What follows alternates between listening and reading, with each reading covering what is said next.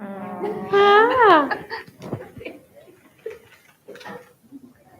right. How about you?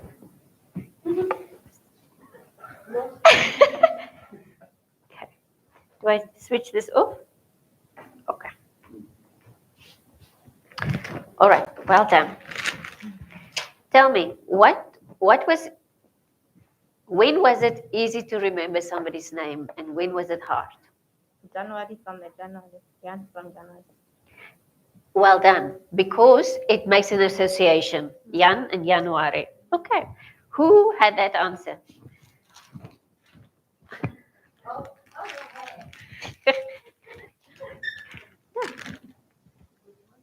Yeah. No, just one. Okay. It's very healthy sweets. I will not poison you. Yes, so it was easier to remember. These are principles, is we're not just having fun. It's easier to remember something when we can make an association. So remember that when you are writing a script, help people to remember what you are saying. When was it also easy to remember? What else made it easy? Yes, that it rhymes, but it's the same point. It was Jan the January, okay? Was it not also easier when you already knew the person? It was reasonably easy for us to remember Jan the January because we know his name is Jan, so it makes it easy. We all know Edwig, so it was, and she's a farmer, so it was easy. So if the subject is already or the content is already familiar to you, it just strengthens it when you have to apply a new concept to it. That is why we have the principle of start with the known and move on to the new. Okay. So remember this again. When you write a script, you start with what I already know and build onto that. Okay. Don't start with totally something new about the moon. Start with what we know on the earth to be, and then we build on. Okay. What was hard?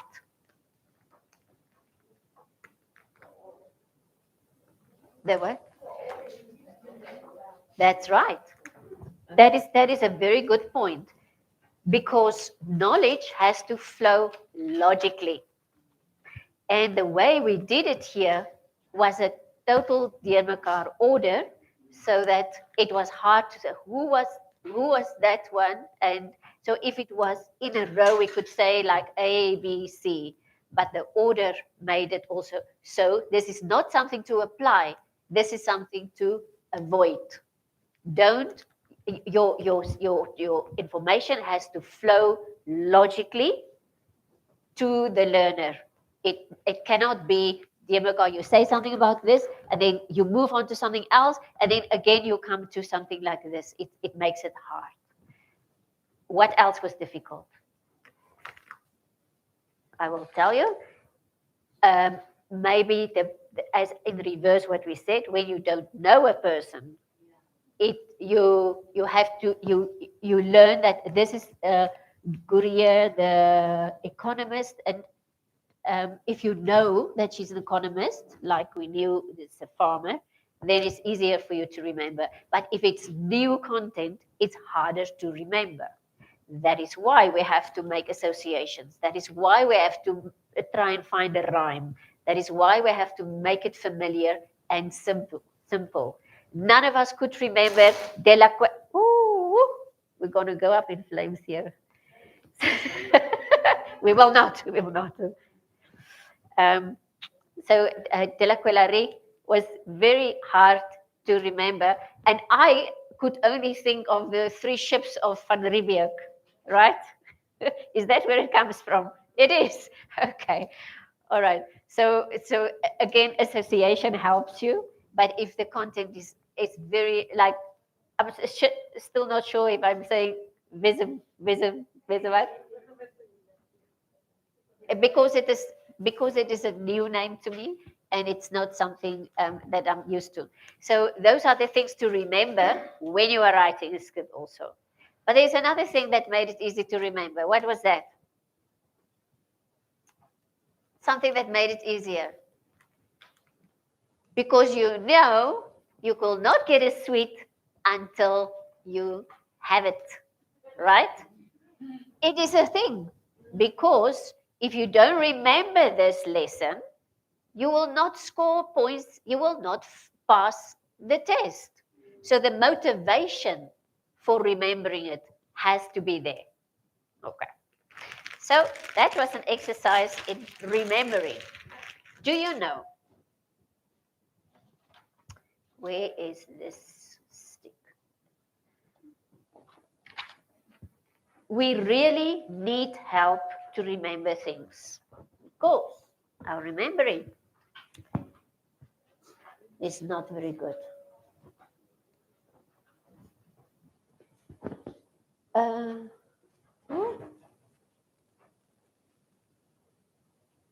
may not see my stick. What do I do to see my stick?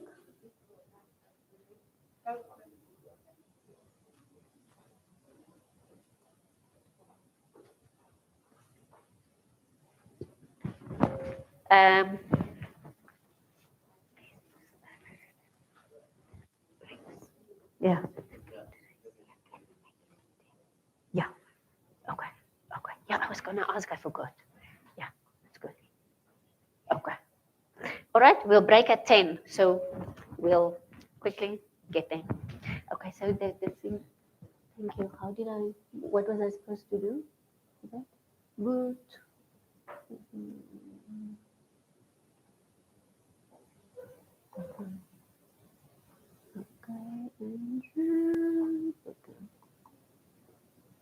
Okay, the forms.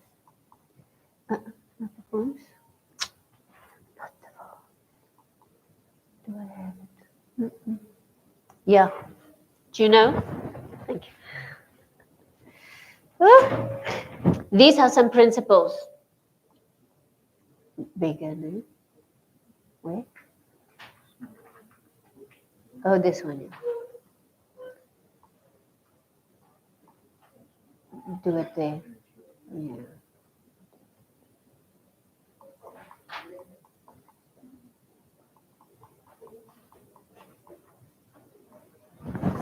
Okay.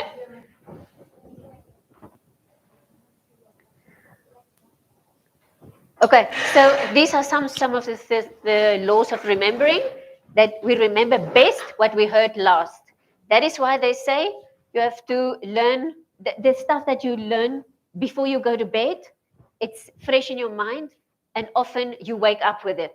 You know that now. And that's also why some people put their stuff under their pillow. It's not that it goes through the pillow, but it is because you worked with that content before you went to bed, before you put it under your pillow, so you wake up with it again. So we also remember what we hear most often. So the one that's last has more names to remember, but on the good side, he has heard it repeated. Lynette the what, de la with the what, and that. So that's also, it also helps us to remember when we repeat it often. The impact, that's the thing, you know.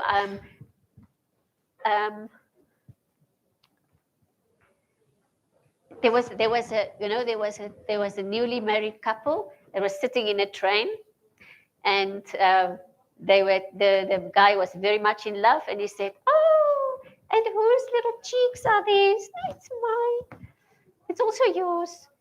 And whose little what and what and what." So there was an old auntie there, and she was getting really irritated.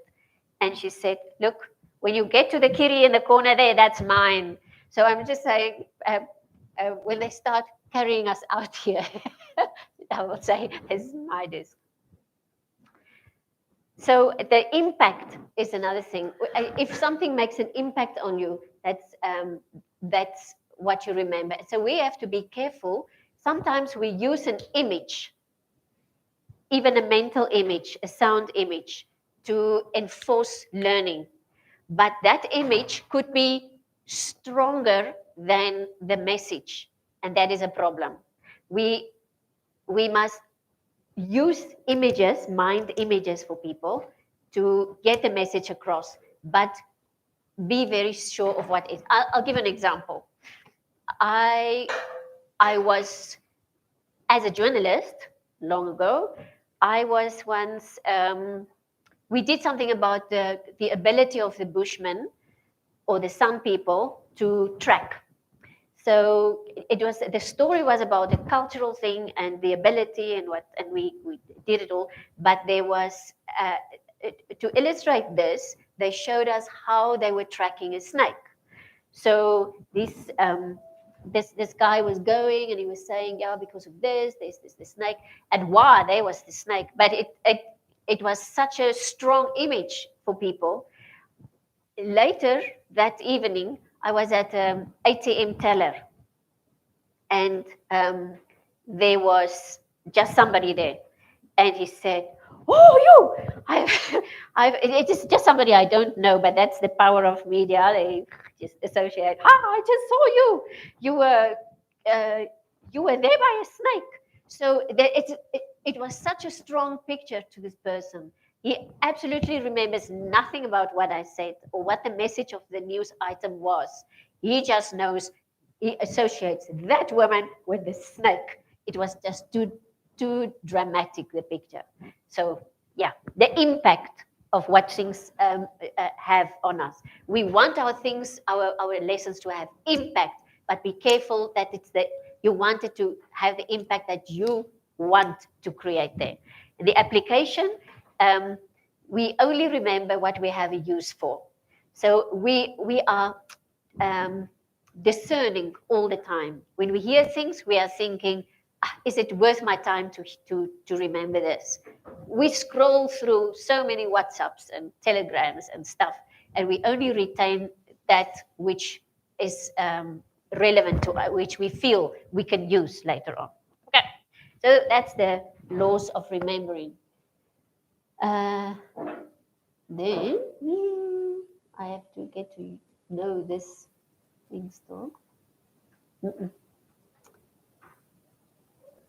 Good. Yeah. Do you know? We spend 70% of the time communicating with others.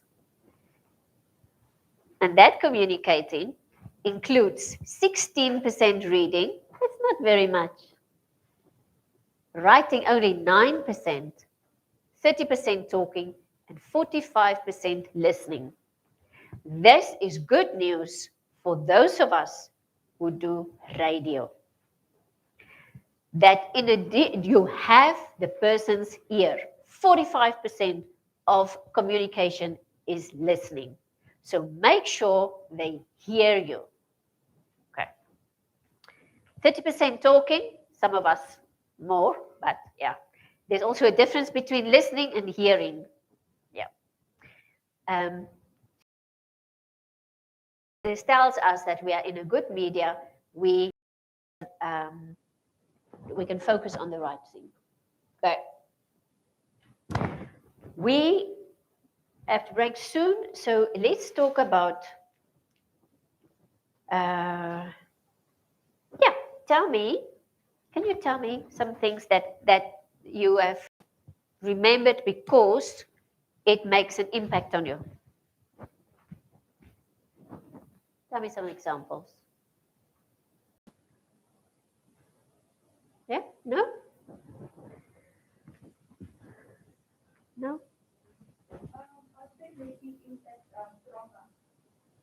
That's right.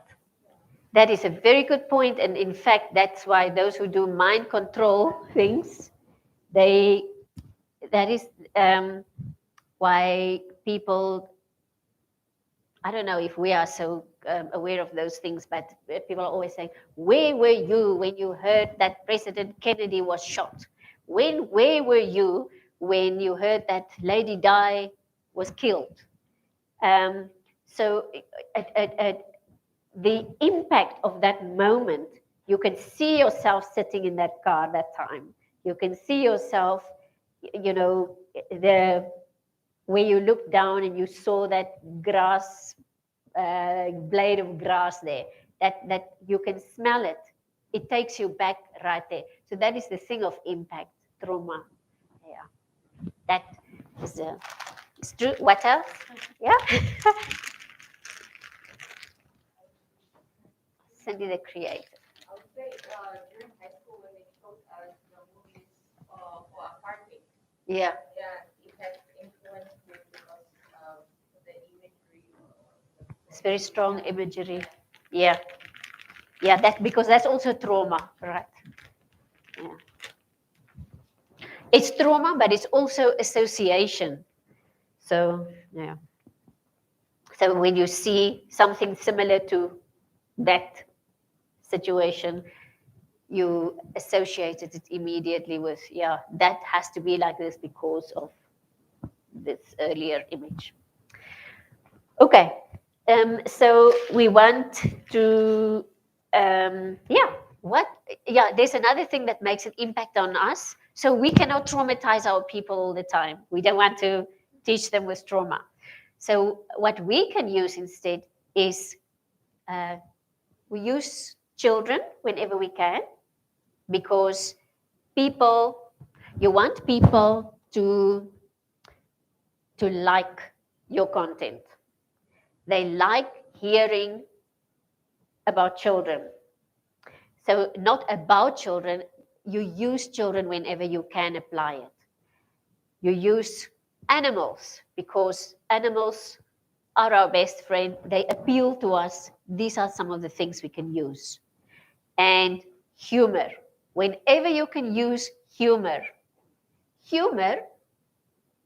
makes people to like the person who is speaking, also to accept what he's saying. So when we have a good speaker, the Trevor Noahs or the you appreciate that they are saying it, they are making it entertaining for you. And that makes you to remember what they are saying and to accept everything that they are saying in the future. Okay. Yeah. So for that reason, so there's shocking information, there's the melodrama, and there's the humor. So humor is easy for us to get. We can all Google a joke about mathematics, a joke about algebra, whatever. Just something that puts the person with you. Okay. Sometimes it does take a bit of effort. There's this book that they call something about trees, and it is a science that some people have that all personalities are categorized into kinds of trees. So if you are a parent and you can analyze that my child is like a what is a dennenboom? Those trees that are just rooted, and they have become very tall and they're very sturdy. I don't know the English word. A dennenboom. Those very sturdy ones. And then you get like a fir tree, just very high, and you have like. So the point is, my son, according to that, is a palm tree. And a palm tree wants to be entertained. So they are telling me that if you want to work with this child, make it entertaining. So if you want to punish him, if you want to teach him, if you want whatever, make it entertaining. It is hard work, but it really works. This child, if I want to reprimand him or anything, I have to find I can just storm him or I can do anything, but I have seen that if I make it entertaining, if I'm clever about it, he appreciates it, and it works actually like a charm. So humor is is something that we can really invest in. It is worth the effort. Okay, and that is where the internet helps us. So I was thinking, with the radio scripts, how about we start with a little joke? So the script starts, the program starts, you have your joke, everybody is with you, and then you introduce yourself, you introduce your topic, and you go into the content. You've got them with you, and they appreciate you, they stay with you. Of course, it's also important that to hold them, not just to have them and then, oh no, the interesting part is over, now they switch off. No, you have to hold them, but it's good to grab them in the beginning, hold them throughout, but to make sure that at the end, you remind them of why they liked you in the first place. You have to leave them with something nice, surprising, interesting, good, a good feeling, and that helps them to remember again. Okay, we have 5 more minutes before tea time.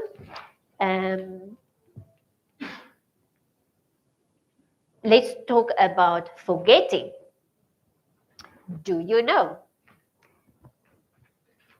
A very significant percentage of what we hear, we forget immediately. What is that percentage? What is that percentage, do you think? 40%? 14%? No, much more. We forget much more. Sorry? 30? It's higher. 50%. 50% of what we hear, we forget immediately. So if you want to make a lesson that people must remember, you have a big challenge. 50% of it, by design, they forget immediately already. So it makes me very sad because I wonder how much you remember from what I've told you so far. But yeah, that's the science apparently. Now, can you guess what percentage of things that you hear you forget within 2 minutes? So we are talking about immediately, you already lose 50%. What percentage do you lose after 2 minutes?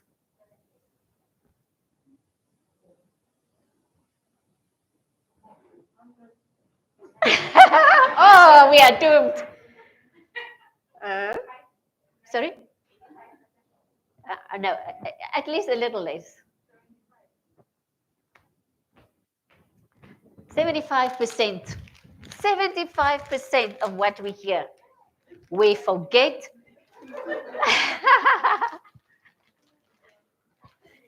75% of what we hear, we forget within 2 minutes. That's tragic, but it's how it is. And now I have one more shocking piece of statistic for you.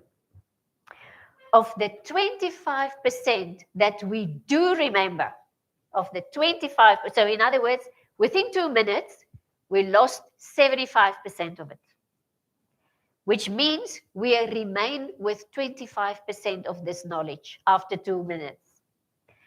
Of this 25% that we remember, only 60% is correct. Everything else, the rest, we add 40% that was never said in the first place. It's just how you understand it.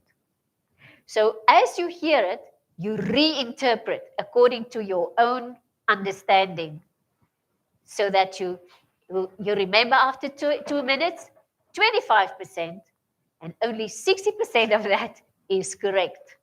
The rest is made up by yourself and reinterpreted. That is quite bad. So it makes the challenge that we have very tough, because you can now imagine. Tell me, why would people forget your lessons? Why? Why would they forget your lessons? Because they are designed to forget it. Yeah? Yeah? Yeah, you mentioned successful and you might have omitted things that are interesting. Distractions. Yes, there are distractions. Especially on the radio, these people are busy. They are doing something else. Oh, no, I don't have that one.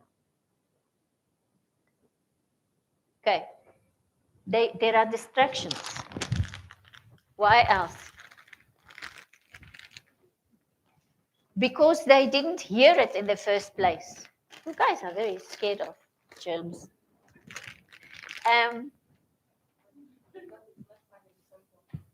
It's not fun, it's not simple. So they don't want to know it. Yes. Why do they forget it? It's not fun, it's not simple. There are distractions. You are trying to teach them something, but you have enemies trying to waylay them. Yeah, we should tell Mr. Pastor this. He should be careful of the enemies along the way that takes away the seed. No? Sorry? That's right. Actually, remembering is effort. It takes effort because we are designed for Risto. That's right. That's right. And the interest comes with, it has to be applicable to their life. It has to be a topic that's interesting to them. They must, that's right. Yeah. Yeah, Florence is saying we should, the learners must be able to connect this to what they already know. Yeah. That's right. It's too much information. Oh, being followed by this guy. Do you know that I was once followed by a shark? It's true. We were just after we got married. We lived in the Solomon Islands. It is an island in the Pacific.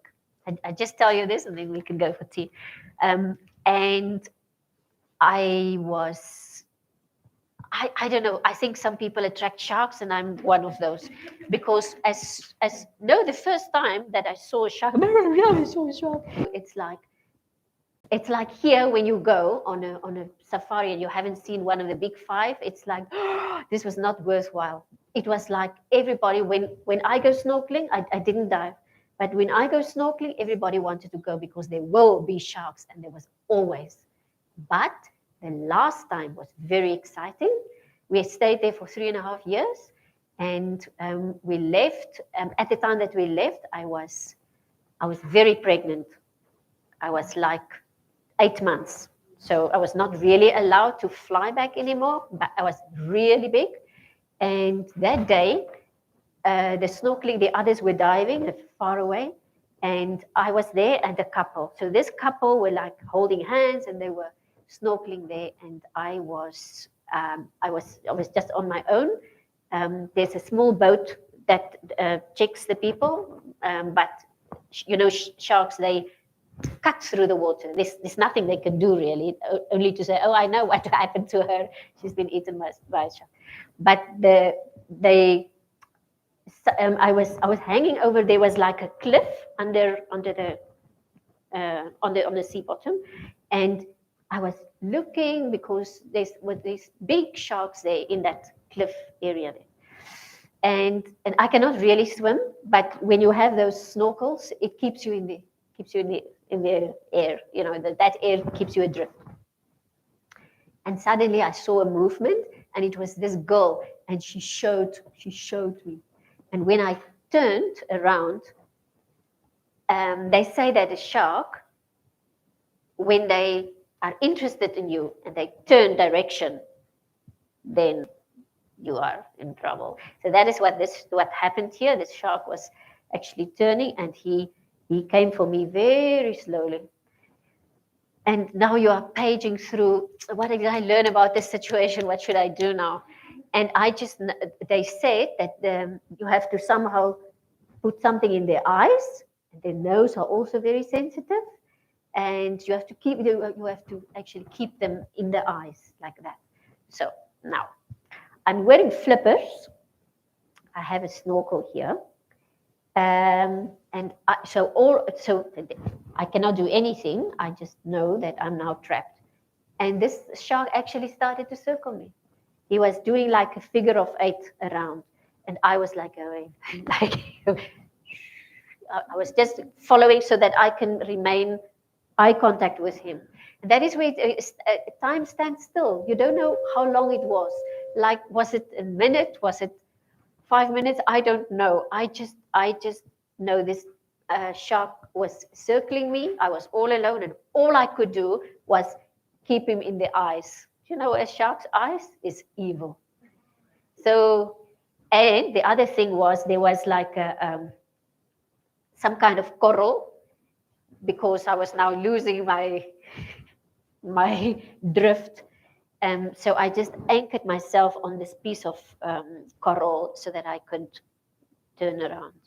And then he turned his head, not his head, his body, and he went. And I was somehow thinking, what's wrong with me? He lost interest. But yeah. Okay, we break for tea. How long is tea?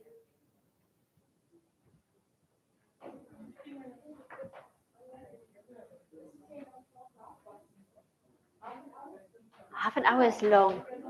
Yeah. 20 minutes? Okay. Okay. Please be on time. 20 past 10. It's already now 5 past 10, but please be here 20 past 10. Okay.